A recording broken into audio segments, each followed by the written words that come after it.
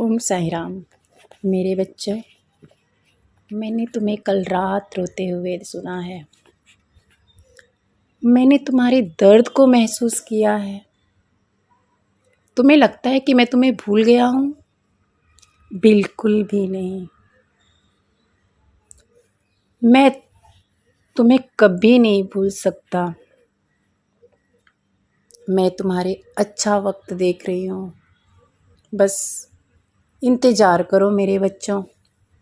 अच्छा वक्त आने का तुम्हारा बाबा तुम्हारे लिए अच्छा वक्त लाएगा। चाहे जितनी भी दुख हो, निराशा हो, कितना भी संकट तुम्हारे जीवन में हो मेरे बच्चों, मैं सब दुख को दूर कर दूंगा। मुझ पर भरोसा रखना मेरे बच्चों। मैं तुम्हारे जीवन में जितनी भी दुख, निराशा है ना, उसे सुख शांति में बदल दूंगा।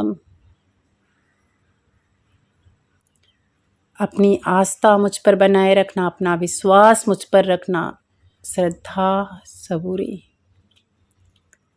मेरे बच्चों, मैं तुम्हारी माँ हूँ और माँ जो होती है वो बच्चों के हर संकट अपने ऊपर ले लेती है। आप कभी मेरे बारे में सोच कर देखना, मेरा ध्यान लगा कर देखना। तुमने अब तक जो कुछ भी तकलीफ़ देखी है, वो दिन अब ख़त्म होने वाले हैं। तुम्हारे अच्छे दिन आने वाले हैं। ये जो आने वाला साल है ना,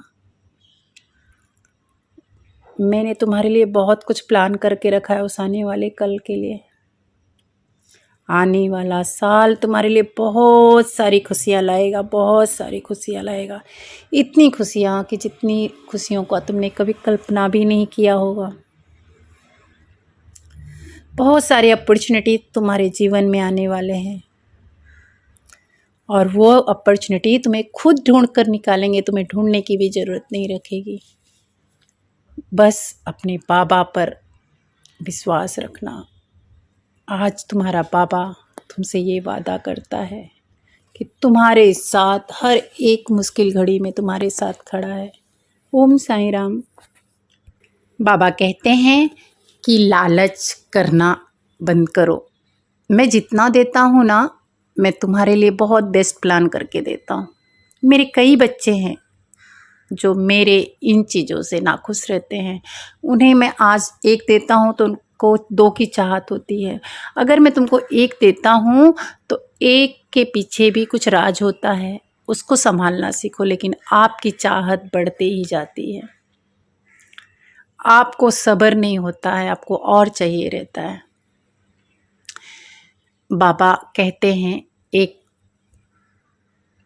हमें आम खाना चाहिए, गुठलियाँ गिनने से मतलब नहीं रखना चाहिए। लेकिन कई डिवोटीज ऐसे हैं जो आम के साथ में गुठलियाँ भी गिनते हैं। उन्हें आम तो खाना है, आम खाने को मिल रहा है, लेकिन फिर भी गुठलियाँ गिन रहे हैं। ऐसे ही एक किसान था। मैं कहानी के माध्यम से इसलिए समझाती हूँ कि बहुत अच्छे से समझ में आता है। और प्लीज़ आप लोग को बाबा का अगर आशीर्वाद चाहिए तो वीडियो को स्किप मत करके देखिएगा, पूरा देखिएगा। तब आप किसी भी कहानी को अच्छे से समझ सकते हो, उसको अपने जीवन में उतार सकते हैं। लेकिन आप लोग अगर वीडियो स्किप करते हो ना, तो पूरी की पूरी चीज़ें जो है मिस हो जाती है। इसलिए पूरी कहानी ध्यान से सुनना। एक किसान रहता है और गरीब रहता है, क्योंकि उसकी जो फसल ज़मीन तो रहती है उसके पास, लेकिन उस ज़मीन में अच्छी फसल नहीं होती है। किसान परेशान रहता है। एक दिन क्या करता है, वो खेत में बैठा रहता है और पेड़ के छांव में बैठा रहता है। तभी एक बिल से सांप आता है और फन निकाल करके बैठ जाता है।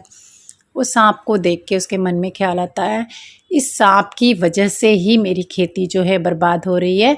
तो उसके मन में ये ख्याल नहीं आता कि मैं इसको मार दूँ। नहीं, वो क्या बोलता है कि अब मैं इसकी सेवा करूँगा और सेवा करूँगा, खुश हो जाएगा तो फिर मेरी जो फसल है उसको बर्बाद नहीं करेगा। ऐसा करके वो घर से जाता है, दूध लाता है, दूध को एक बर्तन में उस बिल के पास रख देता है और घर चला जाता है। आता है दूसरे दिन सुबह में तो देखता है कि वो जो सोने उसमें जो है, जो दूध का बर्तन रखा था, वो सोने की मुहर उसमें पड़ी हुई थी।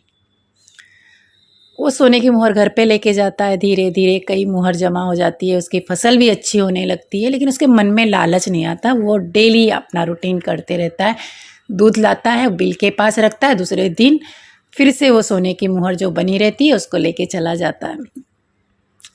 बहुत सेवा करता है क्योंकि वो ईमानदार रहता है। एक दिन किसी ज़रूरी काम से उसे बाहर जाना होता है, शहर से बाहर जाना था। बहुत परेशान था कि मैं किसको बोलूं, किसी के ऊपर भरोसा तो नहीं कर सकता था, किसको बोलूं कि उस सांप को दूध पिला दिया करें।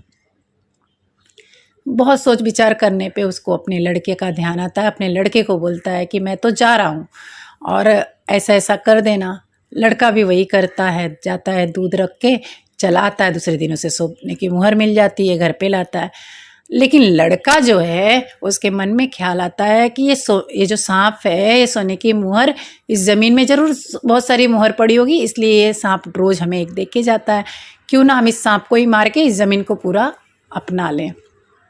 दूसरे दिन इसी नीयत से आता है और दूध का प्याला रखता है बिल के पास में, और सांप जब से ही बाहर निकलता है वो निशाना मार के सांप को मारने आता है। सांप अपने आप को बचा करके उछल के उस लड़के को काट लेता है। लड़का छटपटा के मर जाता है। एक इंसान की नज़र पड़ती है, लेकिन उसके आने तक बच्चा मर चुका था।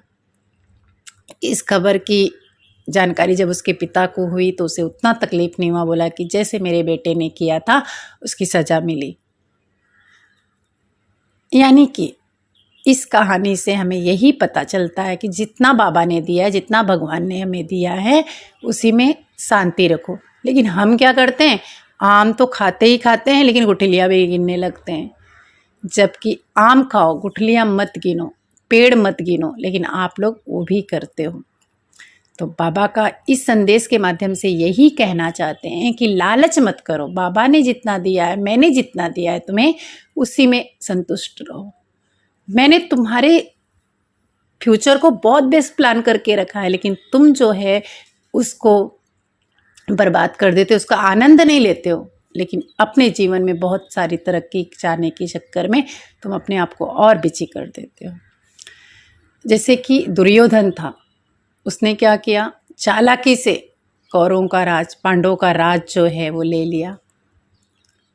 भगवान आए शांतिदूत बन के कि तुम पांडवों को 5 गांव दे दो, लेकिन वह तैयार नहीं हुआ। उसने भगवान को बोला कि मैं मरने को तो राजी हूँ, मरने को रेडी हूँ, पर मैं पांडवों को एक जमीन का एक टुकड़ा भी नहीं दूंगा, सुई की नोक जितनी भी जगह नहीं दूंगा।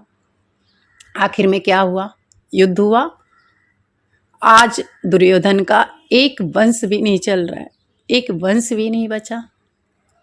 तो लालच करो, लेकिन उतना ही करो जितना हो सकता है। लेकिन हम लालच में अपना पूरा सब कुछ बर्बाद कर देते हैं। ठीक है, इतना ही आज बाबा का संदेश। कल फिर एक नए संदेश के साथ आप लोगों के सामने हाजिर होगी आपकी साईं कविता। तब तक के लिए जय साईं, श्री साईं, जय जय साईं।